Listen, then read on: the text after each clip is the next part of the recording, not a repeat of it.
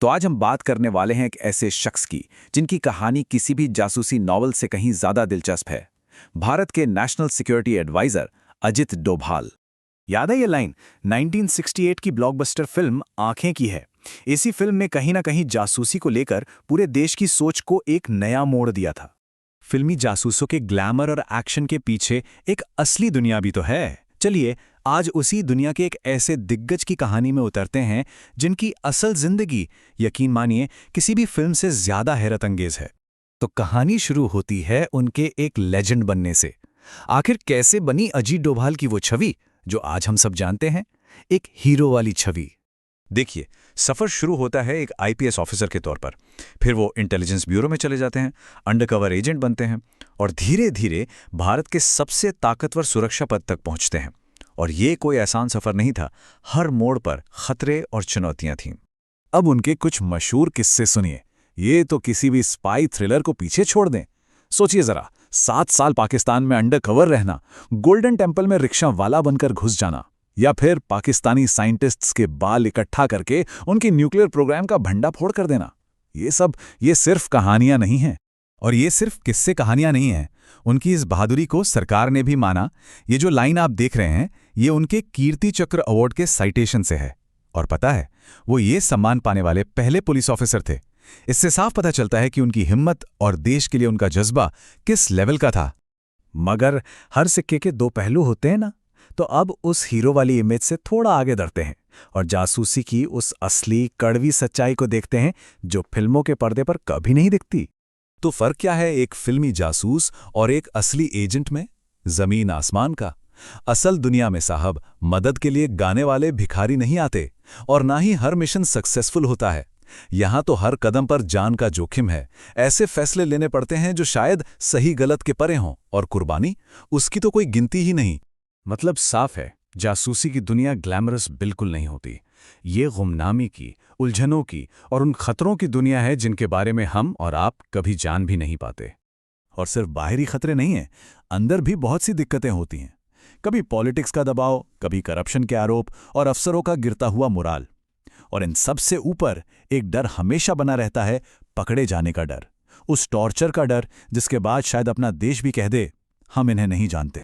इस दुनिया में कामयाबी और तबाही के बीच की लकीर बहुत पतली होती है। ऑपरेशन काहूटा को ही देख लीजिए। हाँ, इसने पाकिस्तान के न्यूक्लियर प्रोग्राम का पर्दाफाश तो कर दिया, लेकिन इसकी कीमत क्या थी? भारत ने अपना एक जांबाज एजेंट खो दिया, जिसे बेहद बेरहमी से मार दिया गया। दूसरी तरफ नंदा देवी मिशन जैसी बड़ी नाकामयाबी भी है, जहां चीन पर नजर रखने के लिए लगाया गया एक न्यूक्लियर डिवाइस आज भी हिमालय की बर्फ में कहीं दबा पड़ा है। तो फील्ड पर मिले यही सारे अनुभव, यही तजुर्बा आगे चलकर उनकी सोच की, उनकी पॉलिसी की बुनियाद बनता है, खासकर तब जब वो नेशनल सिक्योरिटी एडवाइजर यानी एनएसए बनते हैं। और यहीं से जन्म होता है डोभाल डॉक्ट्रिन का। अब ये है क्या? ये भारत की सिक्योरिटी पॉलिसी में एक बहुत बड़ा शिफ्ट था। अब तक हम सिर्फ अपना बचाव करते थे, रिएक्ट करते थे। ये डॉक्ट्रिन कहता है, नहीं, अब हम सिर्फ बचाव नहीं करेंगे, बल्कि जहां से खतरा पैदा हो रहा है, हम वहीं जाकर उसे खत्म करेंगे। इसने दुनिया में भारत की इमेज को पैसिव से प्रोएक्टिव बना दिया। तो उन्होंने इसे 3 लेवल पर समझाया। पहला, डिफेंसिव, यानी सिर्फ अपना बचाव करना, जो हम करते आए थे। दूसरा, डिफेंसिव ऑफेंस, यानी अपने बचाव के लिए हमला करना। और तीसरा, ऑफेंसिव, जिसे उन्होंने खारिज कर दिया क्योंकि उससे न्यूक्लियर वॉर का खतरा था। तो उनका पूरा जोर इस दूसरे लेवल पर था कि अब चुप बैठने का वक्त गया। डोभाल ने खुद कहा था कि भारत अब तक अपनी ताकत से कम जोर का मुक्का मारता आया है। अब वक्त है अपना वजन बढ़ाने का और उसी हिसाब से पंच करने का। बस यही सोच उनकी पूरी सिक्योरिटी पॉलिसी की नींव है। और इसका असर भी हमें देखने को मिला। 2016 की सर्जिकल स्ट्राइक हो या 2019 का बालाकोट एयर स्ट्राइक, ये सब इसी डिफेंसिव ऑफेंस वाली सोच का ही नतीजा थे। लेकिन जैसा मैंने कहा, हर सिक्के के 2 पहलू होते हैं। इस डॉक्ट्रिन के क्रिटिक्स भी हैं। उनका मानना है कि यह पॉलिसी नैतिकता को नजरअंदाज करती है और जरूरत से ज्यादा मिलिट्री पावर पर डिपेंड करती है। तो ये भी एक पर्सपेक्टिव है जिसे समझना जरूरी है।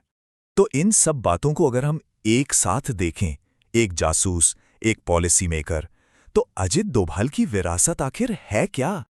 एक बात तो साफ है, 10 साल से भी ज्यादा समय तक एनएसए रहना कोई छोटी बात नहीं है। वो भारत के सबसे लंबे समय तक सेवा देने वाले नेशनल सिक्योरिटी एडवाइजर हैं और जाहिर है इतने लंबे वक्त में उनका असर बहुत गहरा रहा है। और इस दौरान उनका पूरा फोकस किन चीज़ों पर रहा? काउंटर टेररिज्म, एक proactive foreign policy, border management को मजबूत करना और अपनी स्ट्रेटेजिक सोच को ज़मीन पर उतारना। तो कुल मिलाकर उनकी विरासत कोई एक सीधी-सादी कहानी नहीं है। ये एक तरह का कॉम्प्लेक्स ताना-बाना है। इसमें एक बहादुर फील्ड एजेंट की ज़िंदगी भी है, एक सख्त नेशनल पॉलिसी भी है, और हाँ, फिल्मों में दिखने वाले इंडियन स्पाई की इमेज पर भी उनका बहुत गहरा असर पड़ा है। तो अजित डोभाल की कहानी हमें एक बड़े सवाल पर लाकर छोड़ देती है। वो ये कि देश की सुरक्षा की एक कीमत होती है, एक बहुत बड़ी कीमत। पर सवाल ये है कि वो असली कीमत है क्या, और उसे चुकाता कौन है? वो गुमनाम हीरो जो परछाइयों में काम करते हैं, या फिर हम सब